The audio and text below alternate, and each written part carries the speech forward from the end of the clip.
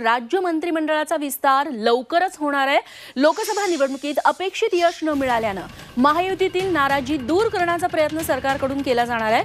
विधानसभा निवडणुकीला सामोरे जाण्याच्या दृष्टीनं सरकारनं तयारी केली आहे। यावेळी तिन्ही पक्षातील काही आमदारांना मंत्रिपदाची लॉटरी लागणार आहे। रस्त्यांप्रमाणे मंत्रिमंडळ विस्तार लवकरच होईल अशी माहिती मुख्यमंत्र्यांनी दिली आहे। तर जाता जाता काहींना खुश करण्याचा प्रयत्न असल्याची टीका विरोधी पक्षनेते विजय वडेट्टीवार यांनी केली आहे।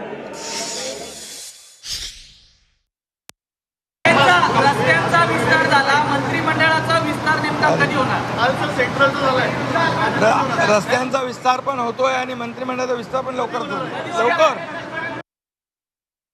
मंत्रिमंडळाचा विस्तार होण्याच्या चर्चा परत सुरू झालेल्या आहेत। या सगळ्या निकाल आल्यानंतर जाता जाता काही लोकांना खुश करून जायचा प्रयत्न असेल, नाहीतरी आता पुढे काही देऊ शकत नाही। जेवढं देता येईल तेवढं देऊ असा प्रयत्न करण्याचा असेल, पण मला वाटत नाही की ते होईल।